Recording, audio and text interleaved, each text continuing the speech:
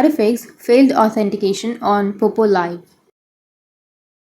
So if you want to fix the failed authentication on your Poppo Live, then first you need to open up your Poppo Live application. Once you open up your Poppo Live, now you just need to simply go with the profile option, which is on the bottom right. Once you're here on the profile, now here you will have an option of authentication. So simply tap on the authentication option, and here you can go with your face authentication. Simply tap on go, and you will be able to upload clear photo of yourself. So you need to upload a photo. Make sure you don't cover your eye area or keep enough light, and the minors are prohibited. So make sure that you're above the age of 18, and tap on upload a photo of yourself, and you can go with start to certificate, and you will be able to authenticate.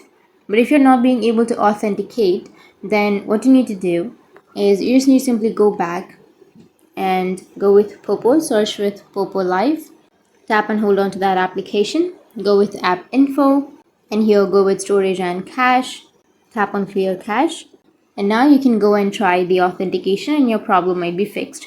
But if that doesn't fix your problem, then you need to check your internet connection. If it's not stable, then you'll not be able to authenticate. Or the next thing is you need to check your age. Like if you're not above the age of 18, then you will not be able to authenticate. And once you've done that, now the other thing you need to do is you need to open up your Play Store and go with the search. Under search, you need to search for Poppo Live. And then if you have any updates, then you just need to simply go with update and update your application. And after updating, you can simply go with the authentication and your problem will be fixed. So that's how you can fix failed authentication on Poppo Live. And if you have any questions, feel free to comment below. Thanks for watching.